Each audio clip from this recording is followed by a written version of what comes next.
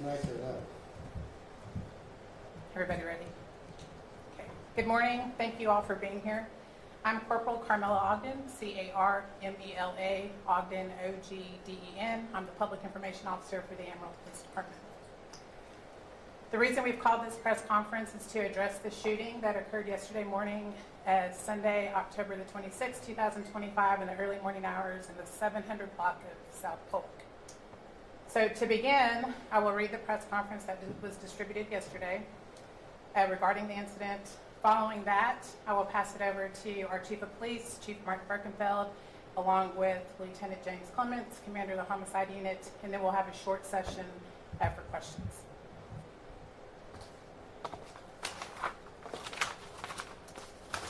At approximately 2:05 a.m. on January the 26th, 2025, the Amarillo Emergency Communications Center received numerous 911 calls reporting a shooting in the 700 block of South Polk.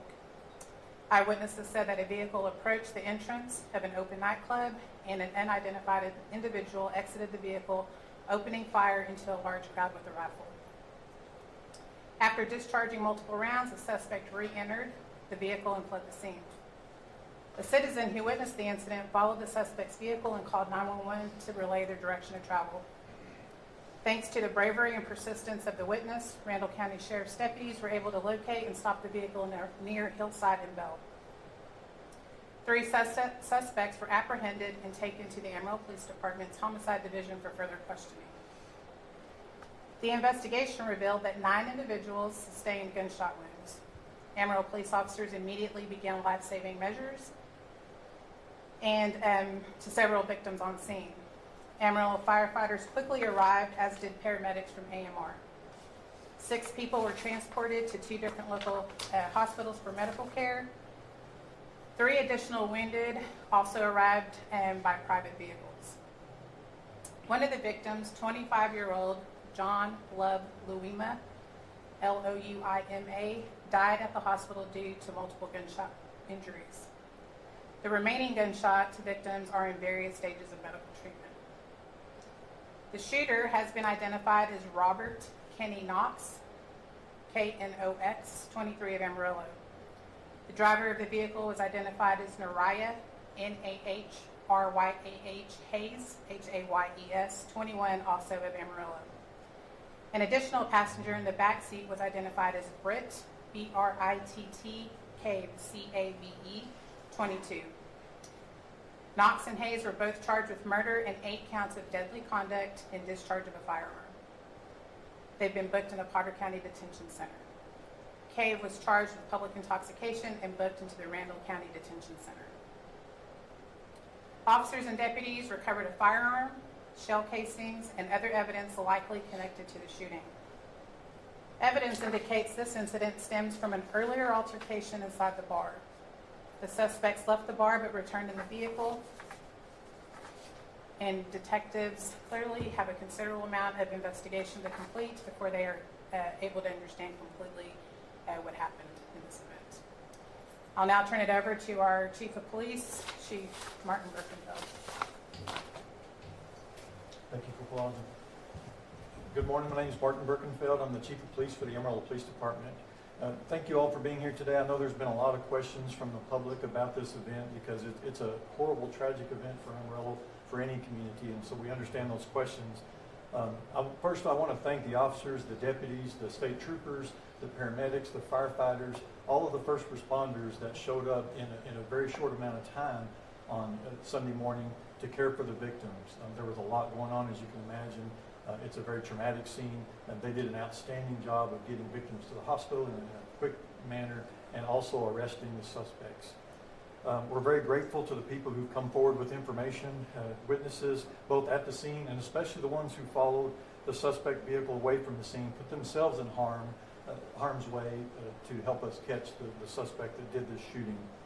They were able to direct police and sheriff deputies to be able to make the arrest and then get those folks in custody. It's an understatement for me to say this violence is unacceptable. It's beyond reprehensible that people cannot just simply enjoy a night out without the introduction of violence, especially gun violence, into a situation like this where it had no business. Our thoughts are with the victims who are recovering from their wounds, and our prayers are for speedy recovery for all of them.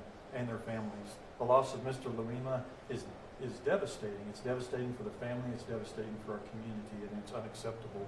And we feel so much sympathy for the family and the friends of Mr. Lima who are going to have to endure this for the rest of their lives. I understand there's a lot of requests, a desire for more information. It's unlikely that we will have a lot more answers today, and that's simply because it's not a very complex incident at its core. The bulk of this incident was resolved with the arrest of the shooter yesterday morning, and that person and his more or less associates being booked into jail. Nonetheless, we'll review this incident today and try to attempt to answer any questions that could help in gaining some further understanding about this horrific crime. My words, the motive here is inexcusable. It's hate-fueled anger. It's not more complicated than that. It's stupid, ugly, impulsive violence, and something that we should not accept as a community, something that we will not accept as law enforcement. We've got to do better, and I don't have the answers for that. The best we can do from our perspective is to hold people accountable for gun violence, and we're going to continue to do that. Over the last few years, we've put a lot of resources into violent crime in Amarillo. We've increased the number of detectives in our homicide unit. We are building our real-time crime center so we can get information to officers faster, and we're going to do everything we can. Amarillo is still a safe place overall, but there's definitely places you can put yourself in danger, and some of that has to do with the time of the day, some of that has to do with the location. And we know that bars tend to get a little bit crazy as the night goes on. This incident started inside a bar. It actually ended up with people leaving and coming back to do violence outside on the street. So it's easy to try to want to place blame in one place, but we're placing the blame squarely on the person who pulled the trigger and shot those people.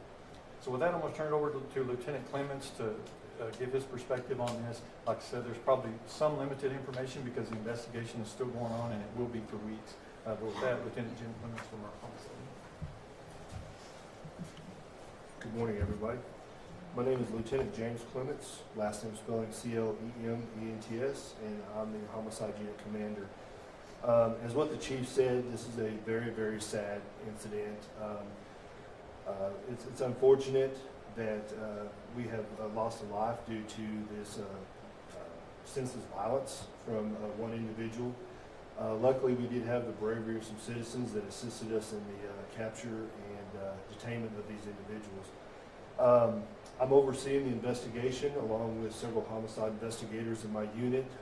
We're thoroughly investigating every piece of evidence, every detail, every witness that is coming in, and we have a long ways to go.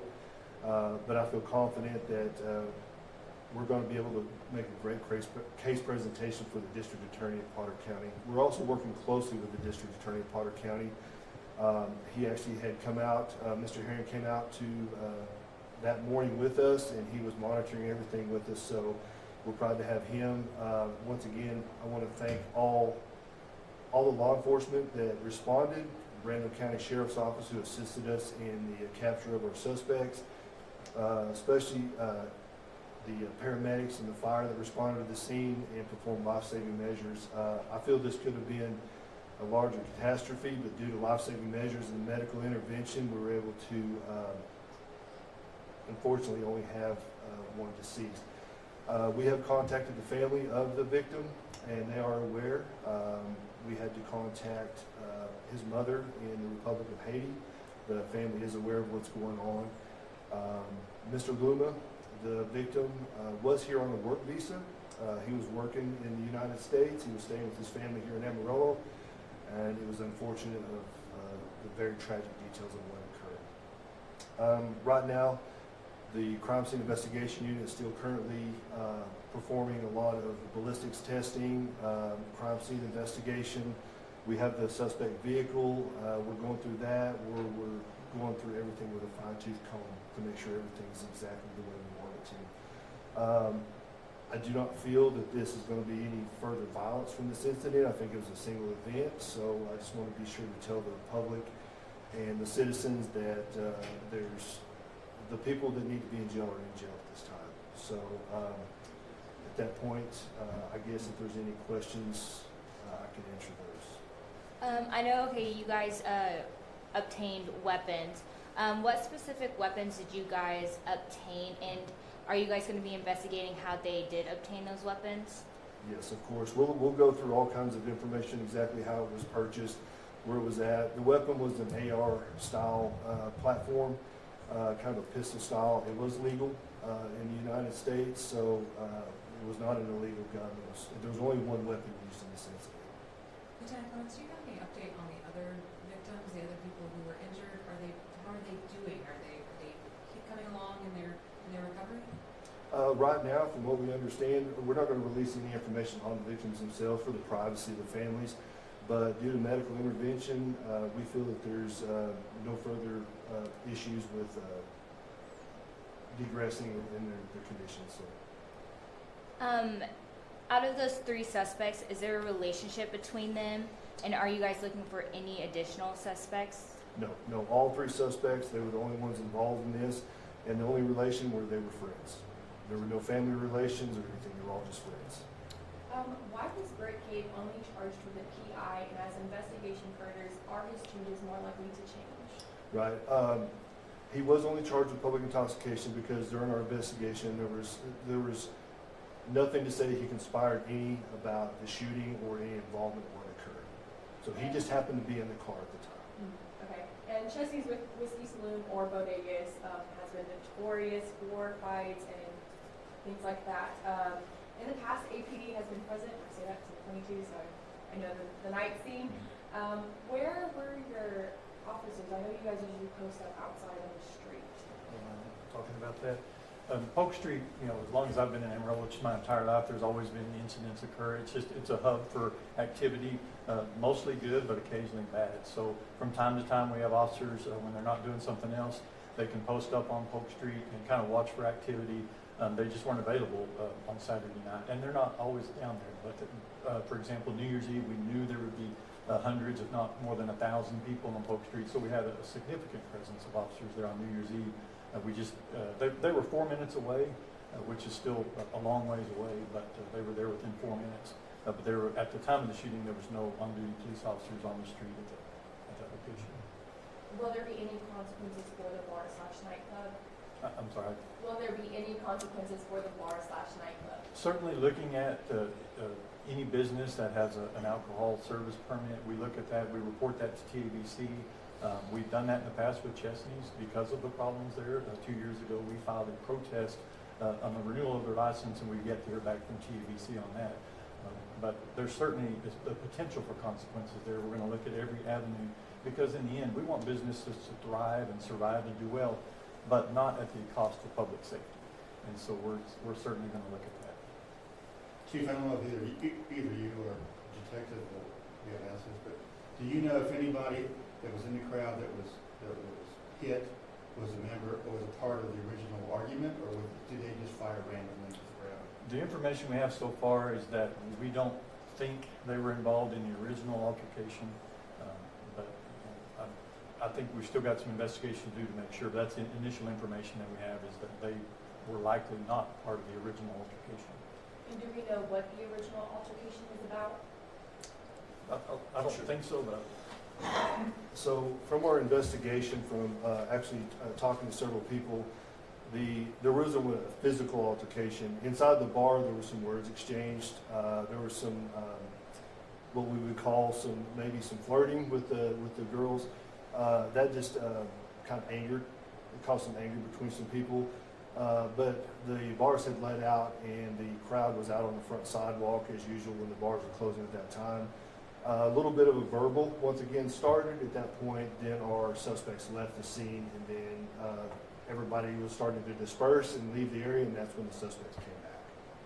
What size magazine was he using? I'm sorry? What size magazine was the shooter using? It was just an AR style magazine. I mean, do we know the capacity? No, I don't know at this point. Usually they're about a 28 round capacity, most AR magazines. And the report probably said how many rounds were fired? 15 rounds were fired on the scene. Did he come back close to the scene, or did he fire from distance? From our investigation, he pulled into the center of the street of Polk Street, directly out in front of the bar. And then what type of vehicle were they driving? It was a small Dodge four-door vehicle. and you may not be able to answer this. I'm assuming since the third person was only charged with intoxication, he was probably in the vehicle the whole time. That's that what y'all are assuming? No, he was. Okay. That's what happened, yes, sir. Chief, I'd like to ask you, I know that these are the kind of incidents that y'all prepare for, you take a lot of training. What have you learned from this incident so far? How was the response? How would you rate it as far as how we did that? I've seen some of the video from our response, from the fire response and paramedic response. It's too early for me to give a conclusive answer to that, but my initial response is I'm very proud of all of our first responders because, again, they were there in just under 4 minutes. Fire department was right behind the police. Paramedics were there soon. From reading the reports, I know officers applied immediate first aid, advanced first aid that they're trained for. We have a medical bag that we put in our police cars a couple of years ago that was an upgraded medical bag from our previous medical supplies. The new medical bags contain tourniquets, chest seals, bandages, things that we use for traumatic incidents like this. I believe we used 4 or 5 of those medical bags at this incident, and the officers just did an outstanding job. But I can't say enough about firefighters, paramedics. Everybody just worked together, and so my initial response is I'm very proud of how our first responders acted and helped mitigate this incident. Like Lieutenant Clemens said, I think that reduced the loss of lives because of the immediate actions that were taken. Can you talk about the effectiveness of the real-time center and the interagency support in making this stop really quick? Traditionally in Amarillo, law enforcement has worked very well together. Yesterday I received a call from our local FBI office volunteering help. I mean, it really makes me proud to be, I've been in Amarillo my entire life. I've worked here 34 years, and we have a tradition of just working together. We have boundary lines of jurisdiction, but when we need help, we call for help and we get help. And same thing if the sheriff from either county calls for help, we're there to help them. And that's how we keep our community safe, is working together, and we don't have issues with jurisdiction or pride getting in the way of who did this or that. We just get the job done. And at the ground level, the officers, the deputies, the troopers, they work together. They don't ask questions. They don't even ask for permission. They just go where the help is needed and get it done. We'll take just a few more questions, and then we're going to wrap it up. Chief, are you guys calling for anybody, you guys need information, or might have video of what happened and or before what happened? Absolutely. And on the press release we put out, we had a QR code and I believe a link to our website, evidence.com, where you can upload videos, pictures, if you have that. And that's very helpful to us because it helps us build a complete picture of what happened. So we would certainly appreciate any video that anybody has or sees out there, send that to us, and Lieutenant Clements and his team will work with that. That citizen who followed the suspects, can you provide any information on why, like, was he there and he just saw it happen and he just followed them the entire way? That's a pretty good summary of it. Again, I haven't talked to the persons involved, but my understanding is they witnessed at least part or all of the violence. I mean, they felt it was their duty to follow and call 911 and report the location of the suspects. We're very proud of them. I'm very glad they helped get this case resolved within minutes instead of hours or days. Thank you very much. We appreciate you all coming out this morning, and we'll conclude our press conference. Thank you.